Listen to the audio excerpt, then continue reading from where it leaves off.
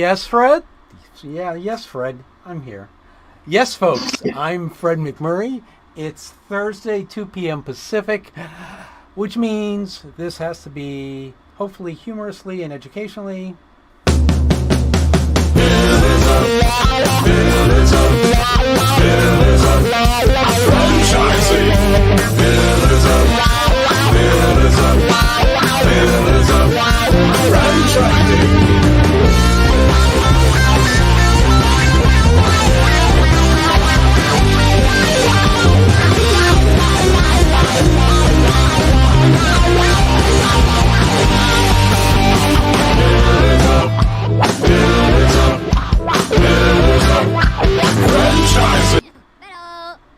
Oh, not yet.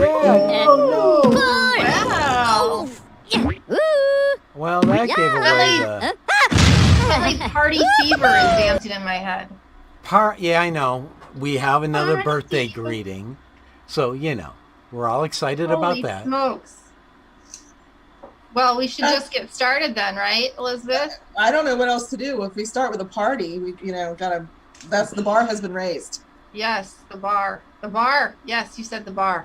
Okay, so let's start this with the first party that we have today. And we are celebrating today over at Pillars of Franchising our good friend, our franchising friend, our franchising professional, Mr. Ron Bender. Happy birthday, Ron. And Happy birthday, Ron. Happy birthday, Ron.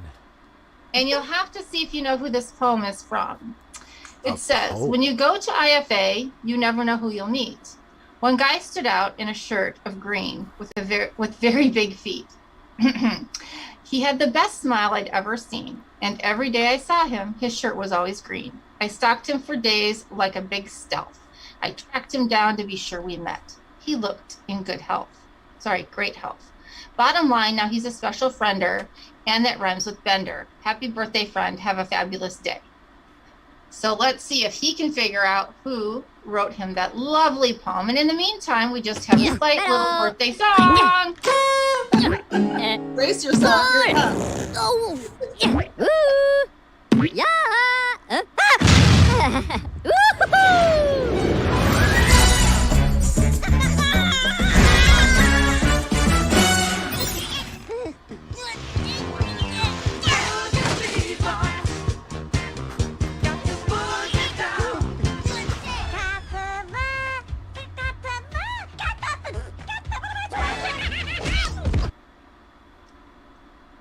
Ba ba ba ba ba na na, ba ba ba ba ba na na, oh ba ba ba ba ba na na, ba ba ba na na, to kari wo potato rika ni maro manika no tika, ba ba ba na na, yo plano. All right, enough of that. Woo, yeah. That's a lot. All right, happy birthday, Ron. Yeah, if you were in a birthday mood, you are now, right? All right, now it's time to get down to business. How about our word on the street? So our word on the street is big news. Our magazine launched on Friday to great reviews so far. So if you haven't seen it, check it out on pillarsoffranchising.com. You can go check out the magazine on the magazine tab. So Kristin, October is kind of a big month for us. Oh, it is. And I'm super excited because, one of the things that has always been important to me, but certainly even more so when I chose my franchise, was the opportunity to give back to the community in which we served. And so this month, Pillars of Franchising is not only all about franchises that give back, but how they give back, through which organizations, which foundations. And today we've got a great show all about one of those topics. We do, and the whole month of October is going to be jam-packed with people who are making a difference both individually and in their companies. So we're really excited about that. We've got the Ms. Molly Foundation is represented today. This Domestic Violence Awareness Month in October. So we're very excited to have two people who help with women in need of some support and some shelter. And then we've got coming up somebody from the Ronald McDonald House next week, Jim Petrovich. We've got who else do we have? Oh, we have ALS representatives from Iowa coming in who work with Great Clips. That's going to be an exciting show. And to top off, Emily Vanna, right? What's that? Emily will be coming to join us. Yes, Emily is coming on. And then we have Leanne Toohey, the mother from the Blindside movie, is coming on at the end of the month to talk about her work in foster care. And she was featured on our magazine. She was on the cover of the magazine. Yep. So she's going to come talk to us. She's a lot of fun, does a lot of great work with her. They own Taco Bell's and other things. But anyway, it's a jam-packed month, so you don't want to miss a week. Awesome. And there's nothing I love more than purposeful franchising. Franchising with a purpose. So let's go ahead and get started. So today we have Ray. Wait. I get to at least. Oh my God. I get to make one comment here. Mother. It's not your segment. Who cares? When you control the broadcast room, every segment is yours. That's it. It is his control room. What is it? Yeah. What is it? So we've done this show as Ray pointed out in the pre-show angst that will be the show's been on for 4 years, starting in next February. And there's two things I'd like to say. One, it was really great. I think it was in 2020 when we got voted number one in franchising podcast by FeedSpot. And I was just thinking the other day, it'd be really nice if that would happen again. Any thoughts on that, Kristin? Well, as a matter of fact, I think I shared the link with you that we were the number one most recommended podcast franchise show to watch. So we ranked number one again for 2021. So if you're listening, you are with the in group right now. And we are all working feverishly hard to make sure that we continue to earn that ranking every single year moving forward. Every show we try to share with you more and more that we're doing to enhance the show, enhance our Pillars of Franchising LLC, to really give not only our listeners, but our partners, our vendors, a full-blown consulting firm and podcast that you can trust. You know that we're not coming at you from some salesy perspective. You've got a great group of people here from all different verticals within the franchising industry. So we're looking forward. Now we got the 2021 wrapped up. I'm looking already for 2022 because, believe it or not, it's right around the corner. Now that's the first thing I wanted to say. The second thing I wanted to say is today's topic, today's show, I really hate doing these. Okay? We've done them since year one, and I hate like hell that we have to do these. I would much rather that there wasn't an issue with domestic violence so that we didn't have to raise awareness. So from a personal point of view, I really hate the fact that we have to do these shows. So to anyone listening, get your crap together, cut the shit out, and I can go back to being much more funny because I can't be funny on this topic. And like I said, I hate this. Well, you're right, Fred. It's not a funny topic. And during the pandemic, the numbers have dramatically increased. And I know these two ladies are going to talk about that, and it's in the magazine as well. So it is very important that we continue to spotlight it, even if it's not fun. It is critical to make sure that these mostly women and children are getting the support that they need. So it is a hard topic, but it's an important one. Absolutely. Absolutely. And with that, Ray, would you like to introduce our lovely guests today? Certainly, I would love to. But first of all, we need to recognize this month is Domestic Violence Awareness Month.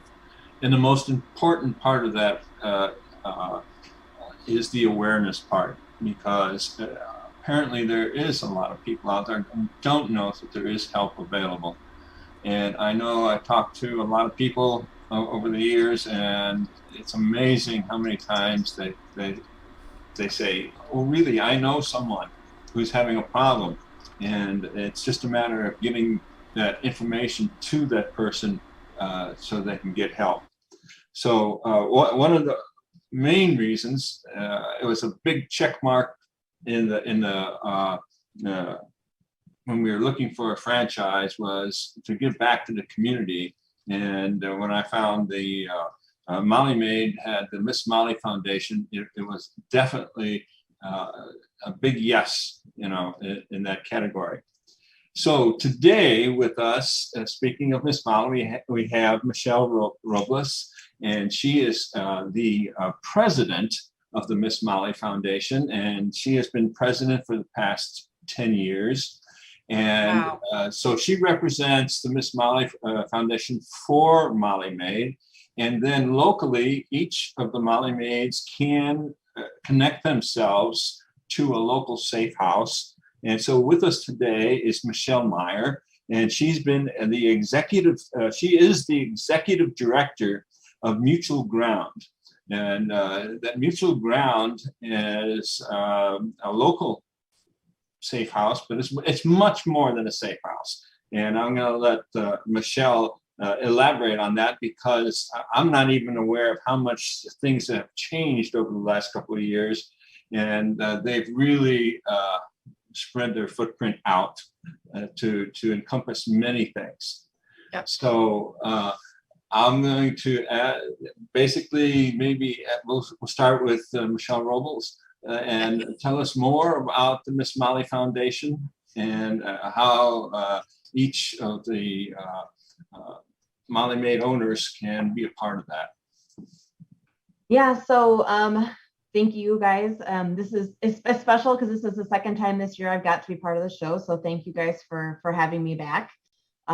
This year, the Miss Molly Foundation celebrates their 25th year giving back to the communities that we live in. And I think 25 years for a charity, for a nonprofit organization is just amazing. It's a great feat to be able to get there. To be able to have the support, you have to have support. You can't do it by yourself. Right. And so without the support of the awesome franchise system that Molly Maid has, the foundation wouldn't be where it is today or what it is today. And so it's just an amazing feeling to be able to still be here after 25 years and to be able to give back. We've given back almost $3.75 million to domestic violence shelters over those 25 years. And so it's really been just an amazing experience to work with everybody who's so excited and so wanting to give back. Michelle, how many franchises do you currently have that participate in the Miss Molly Foundation? Well, 2020 is a little bit of an oddity because, we had all the craziness going on with COVID. So we did have a drop in participation, but typically we get about 75 to 80% of the system that participates and does something. Whether Right. they give back in a per clean amount, which is something that we have available to franchisees. They can either give an amount per clean for the month of October, or they can give an amount per clean for the entire year. We call that our diamond level giving program. It originally started out as 10 cents, but some franchisees go well above and beyond that 10 cents and are up to 35 cents per clean. So we have that option. We also have franchisees who just have a relationship with their local shelter and they don't donate anything from their own franchise per se, Right. but they get their customers involved and the customers send checks or they have a relationship with that local shelter where they get that shelter's wish list and they go take all the items that the shelter looks for their wish list items and takes those items over to that local domestic violence shelter that they're working with. And that is a lot of work. We did that a couple of years, and I'll tell you the number of van loads that we ran were quite amazing. So, and it's always a great time, and I know everybody really feels good about it. Even the girls who are out there cleaning houses and bringing back the donations, it's really important to them because they feel like they're a part of it. One of the questions I wanted to ask you today, because we know that a lot of our listeners out there are really thinking about buying a franchise, and outside of specifically to Molly Maid, do you think that having a cause is something that that helps people make good decisions or decisions more towards franchises that have a cause than not? Do you? Yeah, it's one of those things, we always say that, provided that all services were equal, which of course we don't think our services Right. are equal. We think our services are better, right? But if all services were equal, it is something that helps people choose. We looked into some research on giving back to nonprofits and why do people give back and all of those things. But customers want to do business with people in their community that they know are giving back to their community. Right. So they want to be involved with an organization that is doing something to make their community a better place. Okay. And not only are they doing that, but they want you to tell them what you're doing, and they want you to tell them how they can get involved.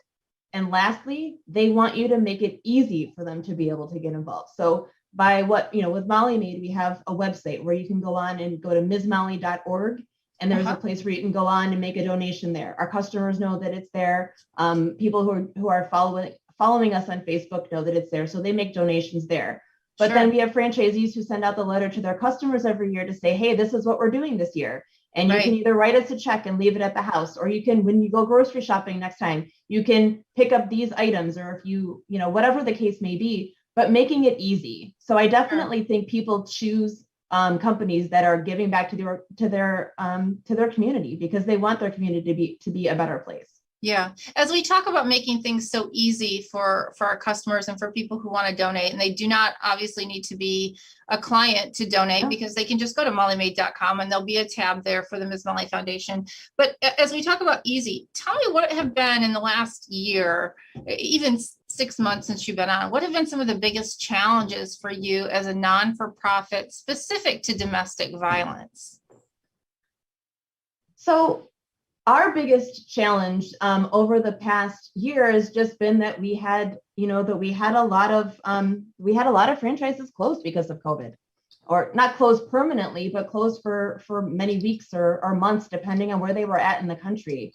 And so, and then those franchisees who, have been so dedicated at giving back to their local domestic violence shelter, because they were closed and they normally donate an amount per clean, their donations might have been lower than they normally have been, or they might have been a little bit late in getting something started.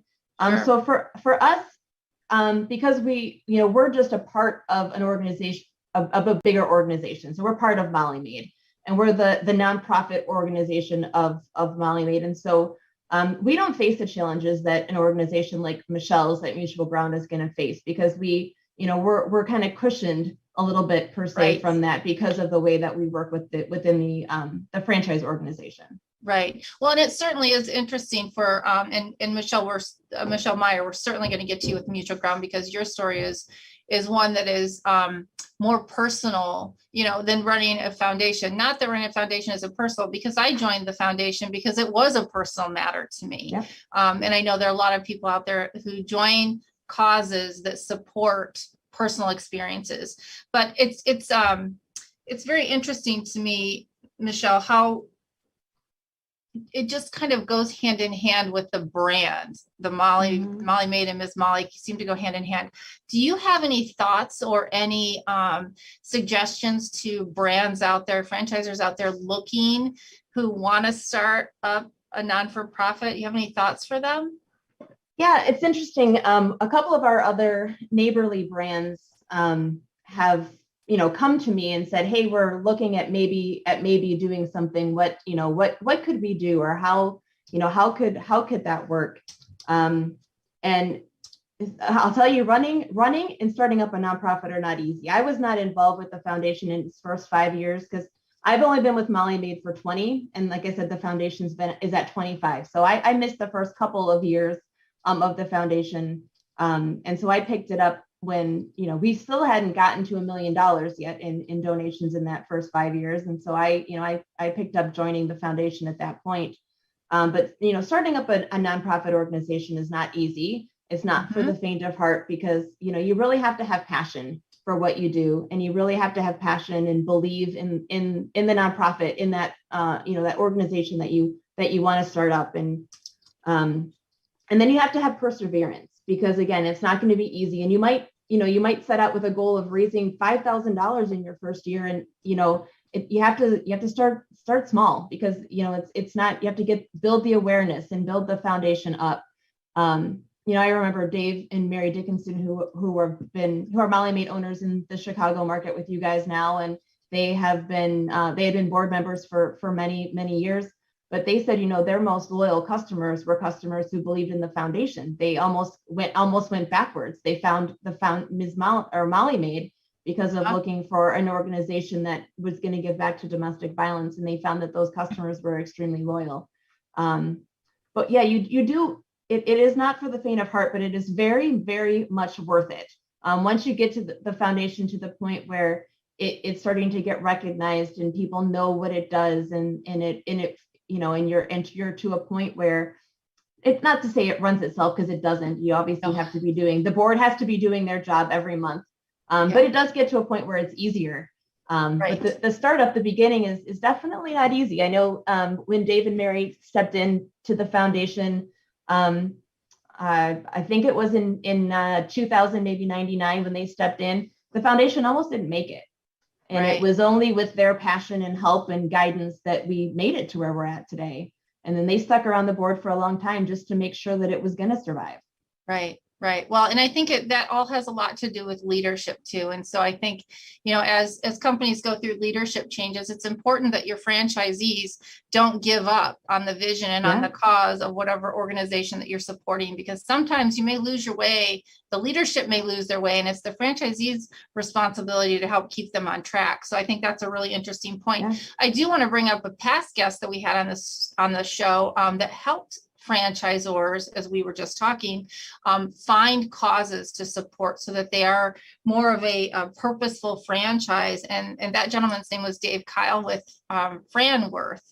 And I think he had a really great episode. If you're out there and you're listening and you are a franchisor, or you're thinking about getting your franchise involved in them in some way, fashion, or form, go back and listen to our past episodes. Again, that was with David Kyle with Franworth. So I'd like to go ahead and take a quick break and pay the bills. And then when we come back, Michelle Meyer, I'd like to hear all about Mutual Ground and what it is that your organization does with the local people, and also with money like Michelle Robles helps raise nationwide to help the folks in your community.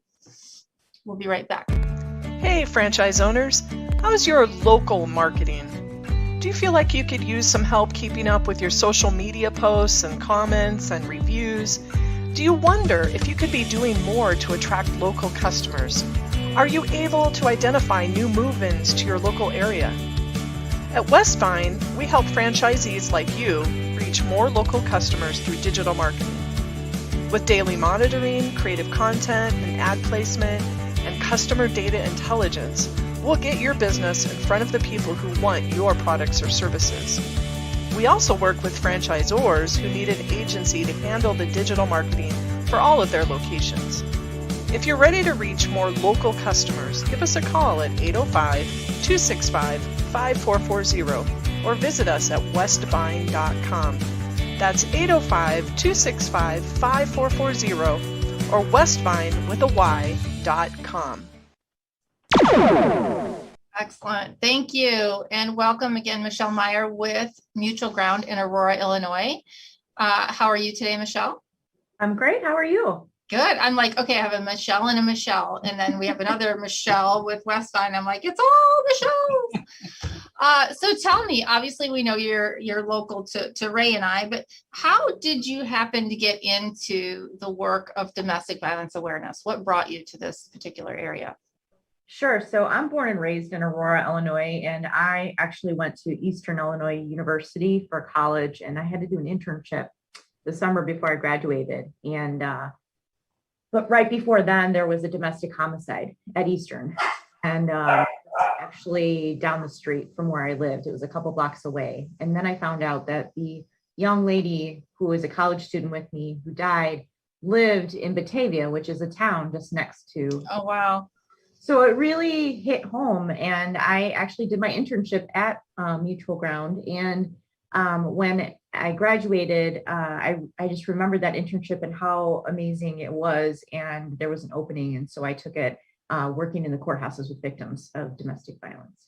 Wow. Okay. So working in the courthouse certainly gave you a huge dose of reality. Yeah, absolutely. Absolutely. It's a piece of the advocacy that we do, but yeah, I actually ended up working directly with victims in the courthouses in our area for about 10 years before I became the executive director. And now I'm in a much more, obviously, administrative role with the organization. Sure. Can you tell us about some of the services that Mutual Ground provides? Because I'm sure that they're similar to some of the larger domestic violence shelters and services in the nation. Would you say it's similar? Maybe not exactly the same? Absolutely, it's similar. And we're pretty large actually here. We actually have about 70 employees right now. We have a budget of $3.6 million. We've been around since 1985. I'm sorry, Wow. 1975. And we provide not only shelter. I know a lot of people think of shelter when they think of a domestic violence program, but we like to think of our services as 3 different prongs. So we focus on prevention, intervention, and ongoing services, right? Yeah. So in our prevention programming, we're actually in over 100 schools in our area, working directly with the districts of each school to contract to bring them information to the students, presentations on Aaron's Law, and it's a sexual violence prevention, sexual harassment prevention, when you get into the teenage years, sexting and all of that stuff, Yeah. and, dating violence. So we're going into these schools and doing these presentations, and not only are we doing that, but then we're providing advocacy afterwards. So if a child is in one of our presentations and hears something that they find is familiar to them, Uh-huh. if they're being sexually assaulted or they're dealing with domestic violence, they can come talk to one of us privately, and then we can bring them in for services. You know what I like about that is Go that, ahead. when you look at domestic violence, it tends to be cyclical, right? So if parents or grandparents are having an episode, and next thing you know, the children go to school and they go through a class or lesson like yours, it kind of brings it to their attention so that they understand that what they see at home, that's not okay. That's not right.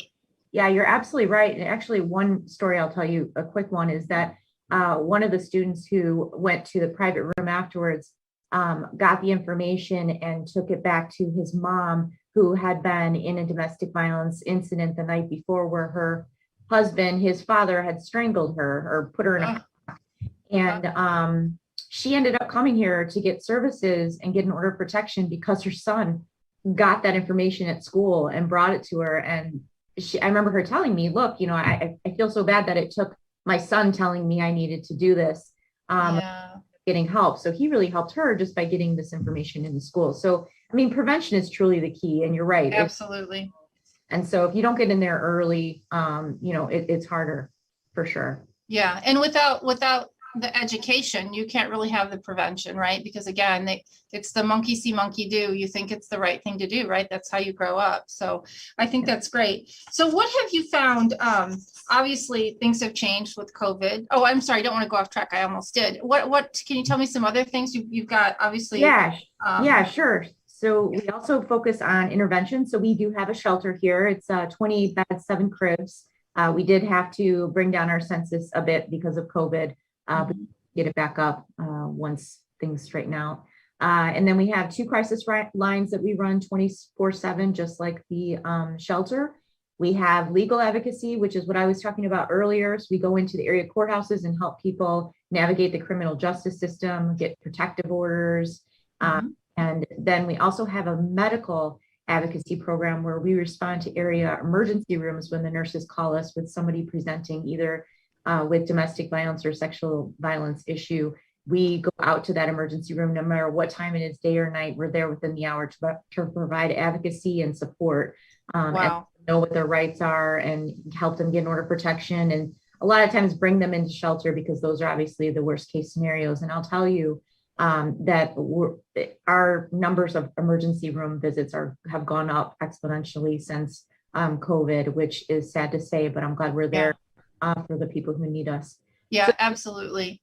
So those are the intervention pieces that we do. And then we have an ongoing services piece, and that's the biggest piece of what we do. So that's walk-in services. So anybody can walk into Mutual Ground or call and get an appointment and get free counseling with a master's level counselor whenever they need it. And then we also provide that individually in a group setting. And then we also do it for the kids. That's awesome. I think that's great, because there's the thing I like. And so for people who've not been involved in domestic violence, I will tell you the one thing that I'm sure you see, if you're not able to get to those victims right away, when the situation is hot, when they just come out of it, a lot of times the next morning or the day after, the abuser has had time to manipulate them again into believing, oh, it was just an accident. Oh, I didn't mean it. Oh, I'll never do that again. Right. And so there begins this pattern. And so I think by you getting in there right away, you probably prevent a lot of second and third and fourth situations. We consider that the cycle of violence. And you can always look that up. I won't go into it here, but there is a cycle that continues to happen. You stay in an abusive relationship and it ends up going faster and faster. And the abusive incident ends up getting worse and worse as you stay in it. And a lot of times it takes 5 to 7 times before somebody will actually step and leave for good. So here for them, no matter what place they are in their journey. And we actually just acquired a outpatient addiction services program called Breaking Free. And so now we're also providing addiction services for people who need it. Oftentimes addictions and domestic and sexual violence will intersect. Sometimes people come to us and they need those services as well. Now we're able to have that under our umbrella. I think that's great. That was one of the questions I was going to ask Michelle, is what's new at Mutual Ground? And that's the, I know that Mutual Ground's expanded dramatically since COVID a year and a half ago. And so that is one of the things. What else has Mutual Ground? I think you've also expanded your footprint as far as being outside of Aurora. Is that correct? Yeah. So not only did we gain a building with the merger, with the acquisition, but before that, we were expanding our footprint because we do serve the southern portion of Kane County and all of Kendall County in Illinois. So we have satellite offices in the 2 area courthouses in Kane and Kendall, and we have a satellite office in Batavia. We have a satellite office in Yorkville. We're seeing 1,500 clients a year, basically, wow. And we're answering 3,000 calls a year, emergency calls. Last year, we had 85 disclosures of abuse in those area schools that we go to. So we are making a significant impact in our community. And I think we're able to get out there as much as possible to get that community engagement, make sure people know that we're here if they need us. I think that's amazing. I really appreciate it. And I want to make sure that we give a couple of shouts out. And for people who are listening who may be, I think, are the statistics still 1 in 4? Women know somebody. Okay, so 1 in 4. If it's not you, it could be one of the 3 friends you have in your circle. Either know somebody or have been or are in a domestic violence situation. And for those folks, I want to make sure that I give you the number. The National Domestic Violence Hotline is 1-800-799-7233. Again, that's 1-800-799-SAFE. or 7233. We will have that posted on our website so that you can reference that, as well as a link for both the Ms. Molly Foundation and for Michelle Meyer at Mutual Ground. And I would really like to thank both of you ladies for sharing this first October show with us. It is Domestic Violence Awareness Month, and that's certainly why we wanted to have you on here. And thank you and applaud you both for all of your hard work and the help that you give, not only to women, but to men and children alike who find themselves in such a terrible, terrible situation. So thank you both, ladies. I really appreciate your drive and your dedication to domestic violence women. Domestic violence awareness. Wait a second. Time out. I didn't hear the famous last question.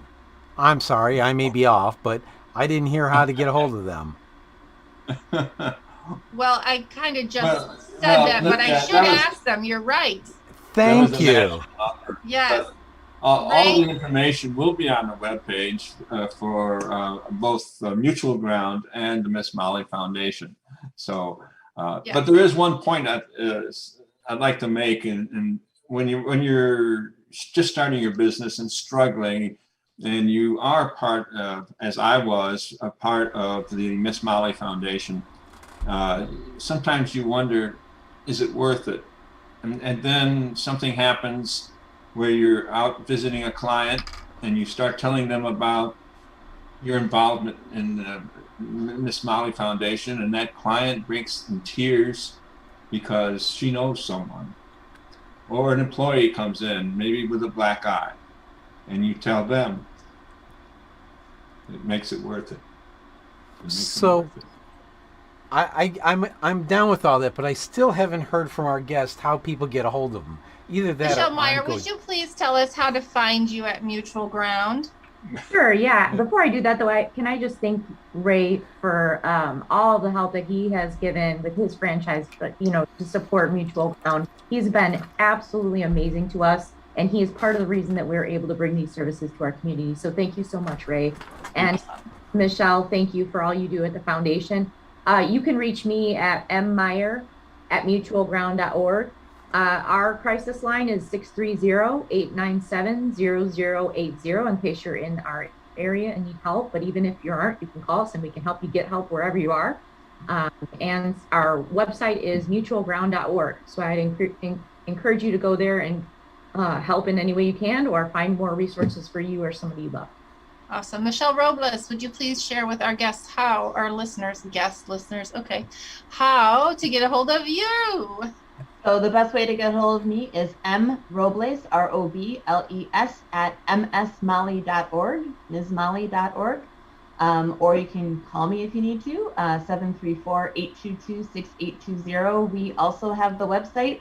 You can go to mollymaid.com and find us there, or you can just go to msmolly.org and it will take you directly to the Ms. Molly page on the mollymaid.com page.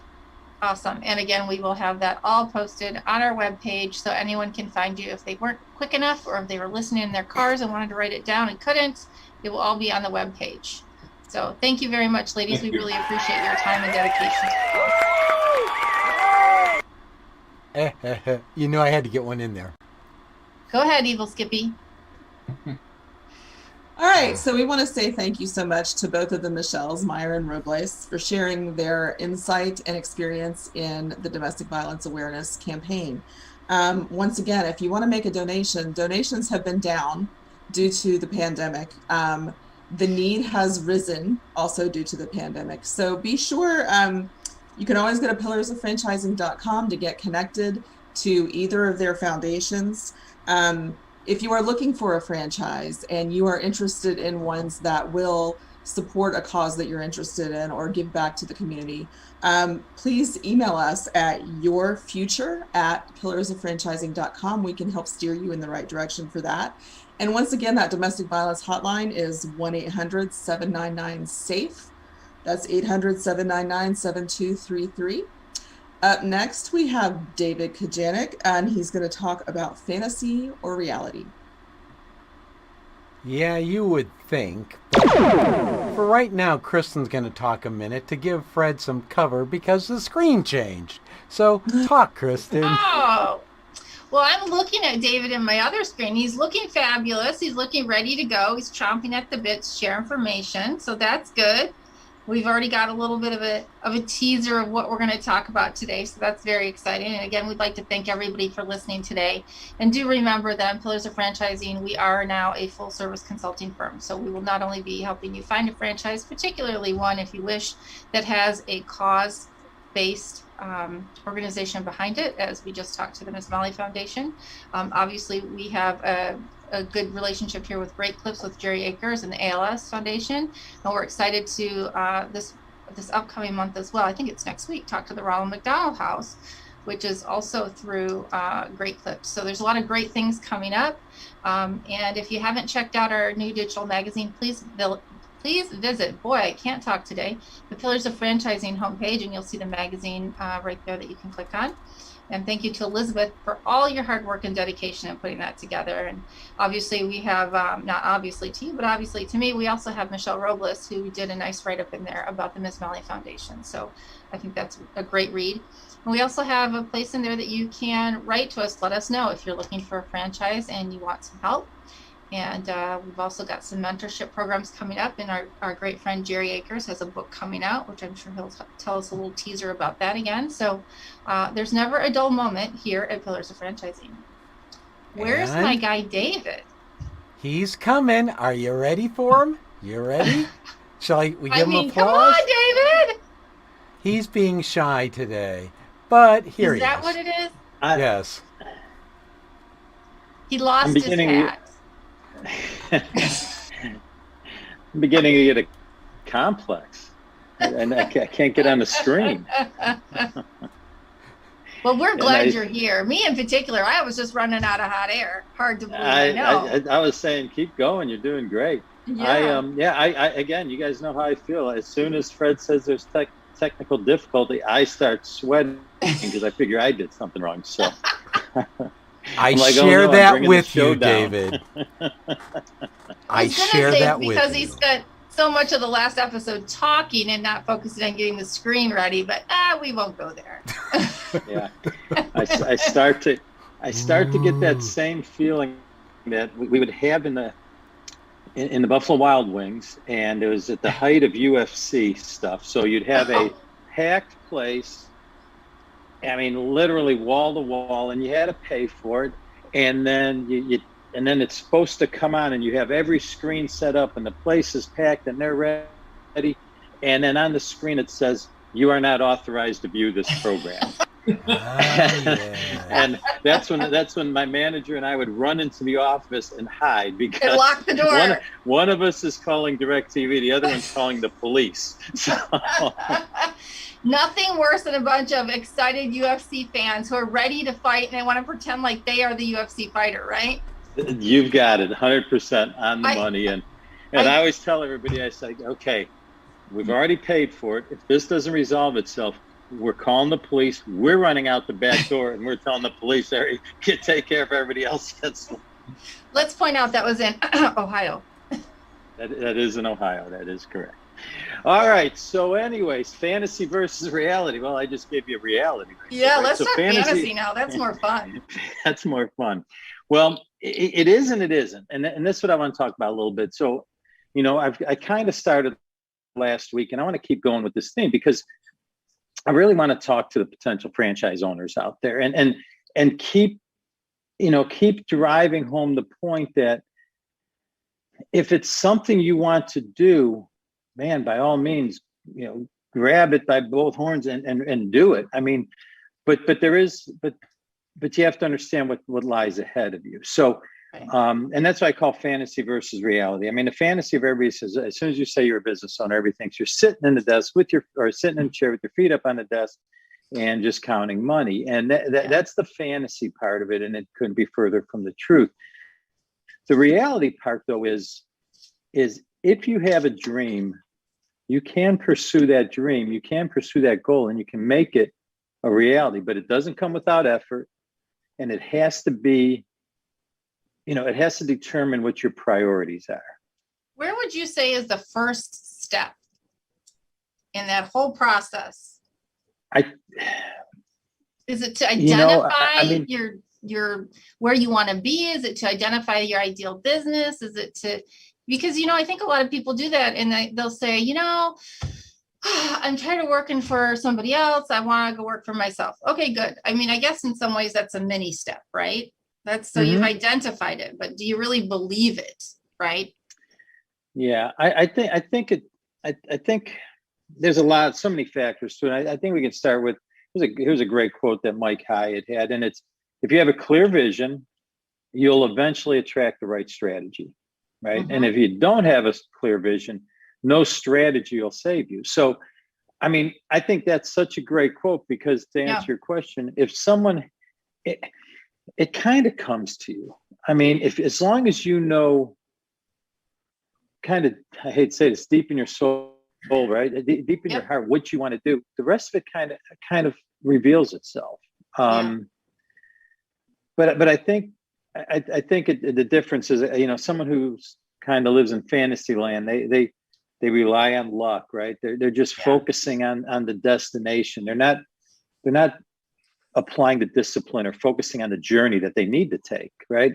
A lot of times, they fantasizers are going to make excuses. Man, this didn't go my way. I didn't find the funding. Whatever the case may be, or perfect example I'm working through right now. Well, we're looking for a location, looking for a space, and it doesn't quite fit the square footage that we want. So we have to get creative. Let's go to the other part. Let's demise the wall a little bit differently. Let's make a change on a rent. But you kind of have to, you have to take action on all those things to make it come true. So, We talk about this. We always, and again, as entrepreneurs, right, and as business owners, we have a lot of conversations, and it's funny. It doesn't matter what the industry is. We seem to have the same things, right? Yeah. We have the same things, right? It's one that of the things inner drive, right? right. Don't you find? But even still, along the whole process, I mean, it always takes longer than you hope it's going to take, right? I mean, I think I'm going to open up a restaurant in January. It opens in July. Yeah. Right. Everything takes longer. Okay, I'm going to get started in my business, and it's going to happen right away. And then a year later, you're still fighting through some red tape or some bureaucracy or some loan thing. Yeah. Well, and I think. Go ahead. I'm sorry. That's okay. I was going to say part of it too, and I know certainly for me, I had that day where I was like, that is it. I'm not doing this anymore. I'm doing my own thing. I wasn't sure what my own thing was. And I think it's okay to not really know, but I knew what I wanted, right? I knew that at the end of whatever that thing was that I did, I wanted time with the kids instead of away from the kids. I knew I wanted to be able to have time in my day that was flexible, like so many people are looking for today, right? And so obviously, if you choose that you're looking for a franchise, right, you need to make sure that you're careful on which type of a franchise you choose. Because for what I'm looking for, I couldn't open a quick serve restaurant, right? I would be very unhappy. So there is a little bit of planning ahead. And I think you've talked a lot about having, the stick to itness, the dedication, the drive. I think that's all really, really important. So let's talk a little bit more about reality.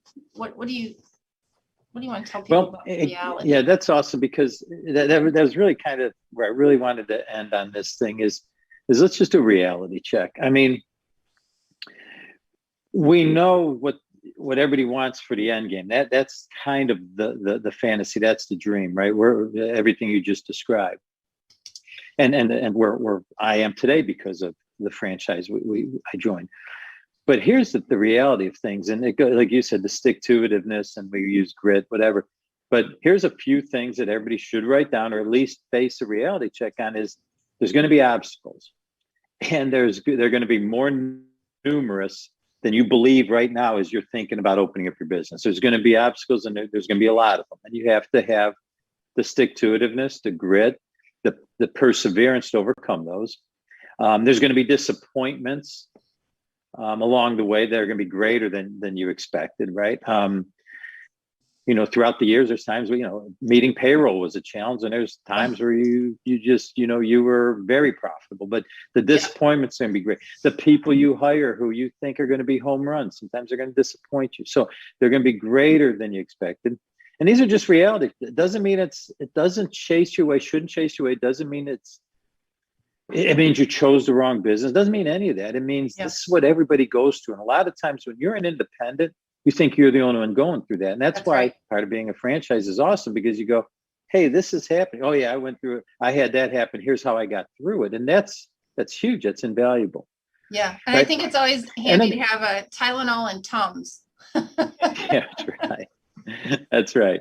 Yeah. And along with that, I mean, the lows are going to be lower than you imagine. I mean, I'll take my own personal experience. I mean, for many, many years, we kept growing. Things were great. Yeah, you had your challenges, everything I just talked about. But then when we crashed, and we crashed hard, I mean, the low was lower than I could ever imagine. Yeah. I mean, you start to lose confidence. You start to think you're never going to pay your bills ever again. So, there's always going to be that. So it really is a roller coaster ride. And then the other thing is, as you're experiencing and have experienced, as we did when we had to begin, and then as we had to dig it back out, is the price you're going to pay is going to be higher than you anticipate. And it's not always a monetary price. Right. It's going to be an emotional price. It's going to be a mental price. It's going to be, it's going to challenge you, and that's going to happen. That's part of being in business for yourself. But guess what? In my mind, as when I was an employee of a big corporation, it's the same thing. I was just doing it for them. Yeah, and you could be replaced in the drop of a dime. Right. It's absolutely. I mean, now, it used to be funny. We used to say when I worked for the big box stores, oh, your job as a leader is to work yourself out of a job. Your job is to grow everybody under you so you no longer have a job to do. Well, how ironic that that's kind of what happens in corporate America as you age, as you make more, as you continue to grow, and you have a lot of times younger people, more talented people or whatnot, or you've trained them so well, they come up and sure enough, you're out of a job. And so the nice thing about owning your own business is you're only out of a job if you choose and you make the decisions to be out of a job. So whether that's poor financial planning, whether that's poor marketing, whether you just say, you know what, I'm tired, I'm done, I'm selling. Those are all things that once you join the venture of entrepreneurship, it is now, there's no more, oh, well, this one didn't do their job or this one didn't do their job.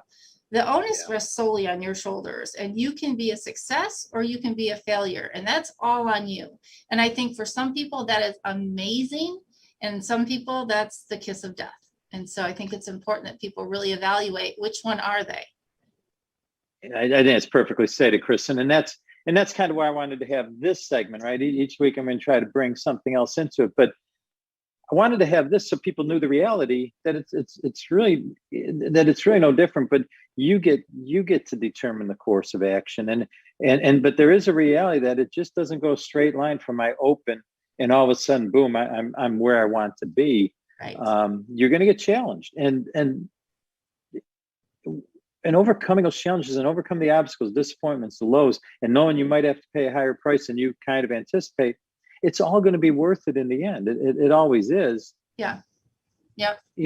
As long as you stay focused, right, and put forth that maximum effort. So I just want let everybody know that if you're in a franchise now or in any business, or you're going to get into it, don't be shocked when reality hits, right? But still saying reality bites, right? Don't be shocked when it hits. That's your challenge.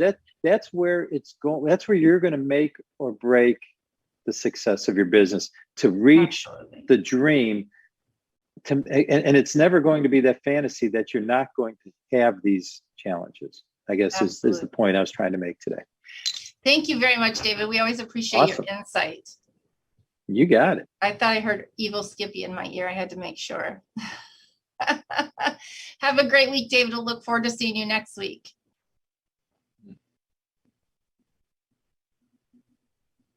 She's on mute. I'm on mute as usual. David gave us a lot of great information to think about. If you would like some help embracing your reality and navigating it so that you can live the fantasy, you need to get out a pen and write this down. Our email to help find some help navigating the franchise process, finding the right fit, navigating through the purchase process, no cost to you. If you're looking at getting in a franchise, email us at yourfuture@pillarsoffranchising.com and we will hook you up with one of our mentors. Coming up next, we've got Jerry Akers. He is recently returned from DC, where he has found out all the latest and greatest information that we need on EIDL loans. So if you want some updates on that and what you need to be thinking about and looking for the next couple of months, don't miss out. Let's welcome Jerry. Jerry, welcome home. It's good to be home, Kristin. Good to see you. Yeah, nice to see you too. And before we get into all that exciting Washington, D.C. business, it kind of to weave into what David and I were talking about. And just when you got it all figured out on one side, then you go and you open a brand new business concept and you start all over again, right? I was going to warn you, you may hear some clicking in the background because I'm in the back office of my newest enterprise, which is the Joint Chiropractic.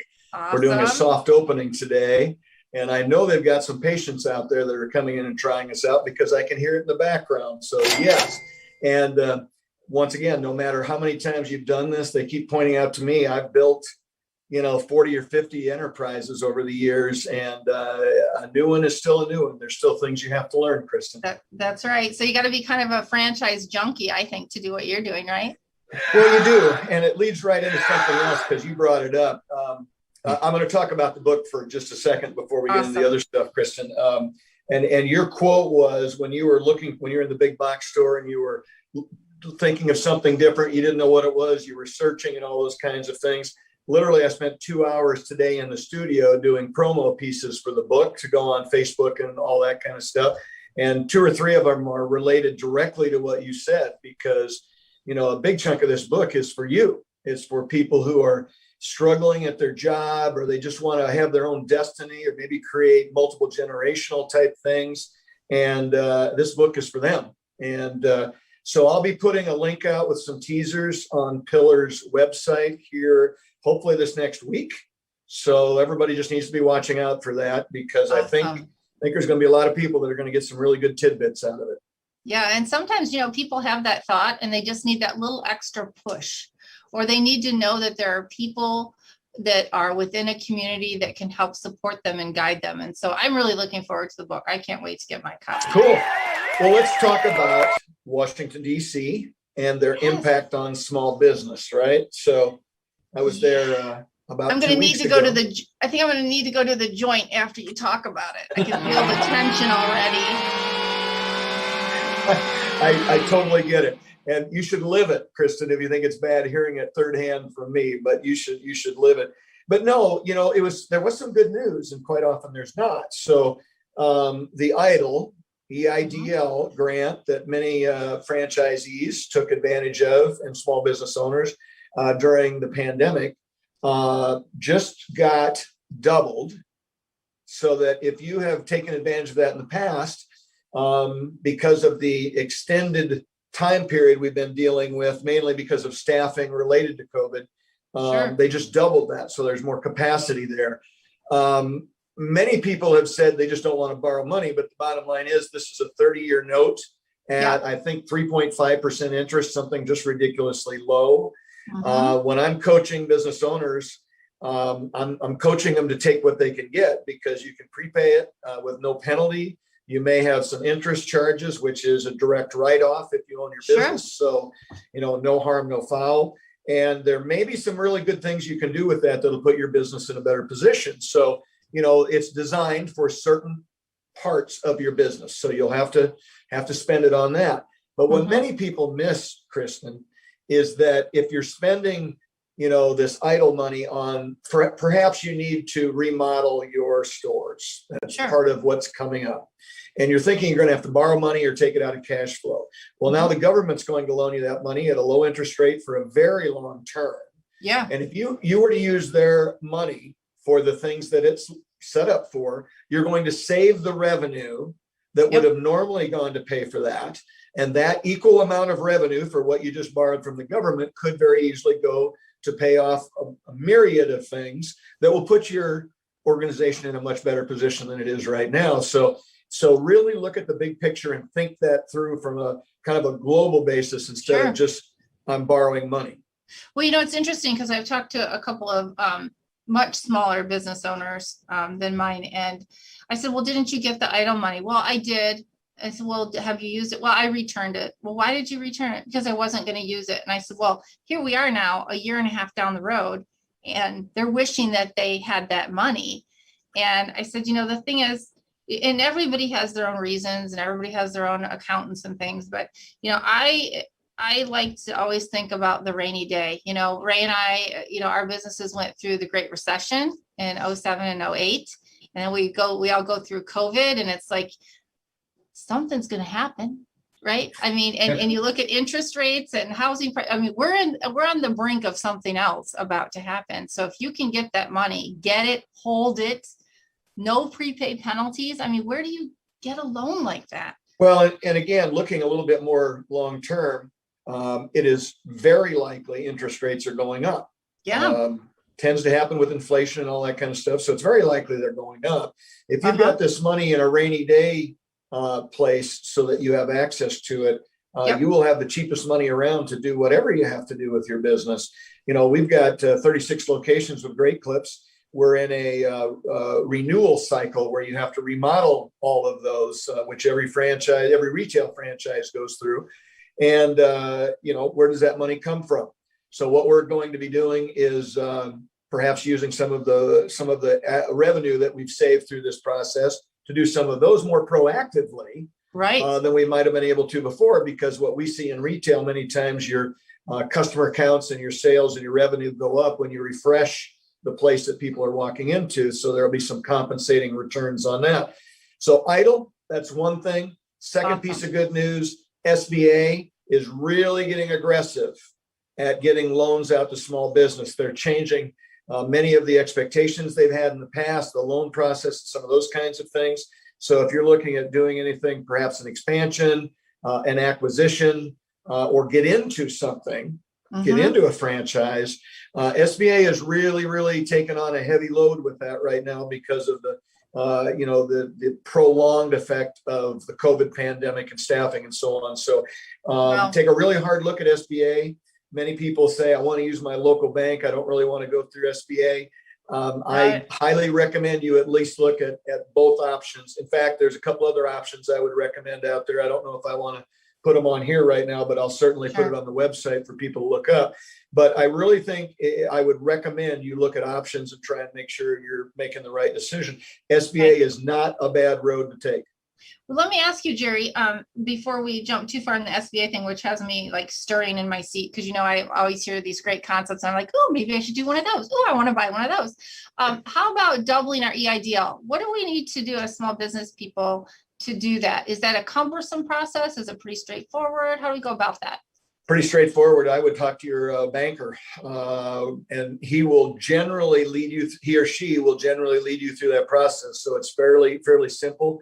There's an online app you'll have to do for the government, but the banker will lead you through the whole thing. The first call should be to that person and take their advice. I mean, literally in some way, shape, or form, you're paying them for advice. So let them do it. It's in their best interest too, because if they've got money invested in your business through a loan or something like that, any money you're going to get through this is going to put you in a stronger financial position for them too.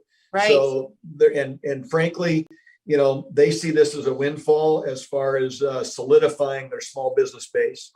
Well, and I know we've talked to a couple of people, and hopefully a few of them are listening today, or will listen on a replay, that struggled getting money from their local banks because, maybe they had ended their professional career before they got started and went to look for funding for their new business. And I think this is a great time to go back now and revisit the SBA lending practices. And we've talked before on the episodes, the importance of start with the SBA first, use a bank or banker or lender that's familiar with franchising, because when you just go over to your local banks, a lot of them don't understand the franchising model. They don't know the history of some of these franchisors. And as we know, right, we've had a lot of different lending people on the show, and they will tell you, I've got banks right now that they know this brand and they know that brand, and all you do is fill out the paperwork, and the brand, knowing you're buying a specific brand, is good as gold to them. So many banks, and my brother's a banker, and he and I have had this conversation. He knows nothing about loaning for a franchise system. They mainly deal in bricks and mortar. So they'll loan you money for a building, maybe give you some operating capital to get it up and running, but they have no idea how to pay for a franchise or how to quantify what that value is. So you need to use a bank that does deal in franchising. Somebody who uses SBA would, in my opinion, be a really good fit. So that would be my advice as you're looking into this thing. That's awesome suggestion. I thank you for that, Jerry. And please, everybody, if you're out there and you already own a business, again, go back, revisit the EIDL loan. I know for me, I used Bowfly. It's like a clearinghouse that the franchisors, a lot of franchisors sent that out to franchisees because it's franchise friendly. So you'll have to go back and see who actually delivered the loan to you. And then again, SBA, if you're looking for money to buy a franchise. Jerry, again, thank you so much. We're so glad you're back. And I know you have a list of things that you're going to be following up with us on. So in the meantime, best of luck with the joint chiropractic out there. Glad to see the office is coming together. It's going to be great. I love it. So one more entrepreneurial endeavor and continuing to try and work for small business owners everywhere. That's awesome. Thank you so much. See you, Kristin. See you next week. Elizabeth. So next week we have on the show, it looks like Jim Petrovich, and Jim, I hope I said your name right, with the Ronald McDonald House in Great Cliffs. That's very exciting, huh? It is exciting. He's got a great gig going on supporting families who've got children going through some health issues. So he will have a lot to tell us to continue our Franchising Makes a Difference month, which is a very exciting month to highlight all of the great things about franchising, giving back. Awesome. I want to thank everyone for such a great show today. Again, thank you to Michelle Robles with the Ms. Molly Foundation. Thank you to Michelle Meyer with Mutual Ground in Aurora, Illinois. And as always, we have Ray Pillard, Jerry Akers, David Kajganich, Elizabeth Denham for our fabulous magazine, and the evil genius behind Pillars of Franchising, Mr. Fred McMurray. Be sure to catch us again next week on Thursday, at 4 p.m. Central Standard Time, or find us on the internet at pillarsoffranchising.com. You can find us on YouTube, on Spotify. You can find us on FeedSpot and any other place you happen, except for a few, to get your social media and podcasts. And like our new Instagram account at Pillars of Franchising. Yeah, that was new. I saw that yesterday. Yeah. Thank you, everyone. We look forward to chatting with you again next week. And this is Kristin Selmeczy with Pillars of Franchising.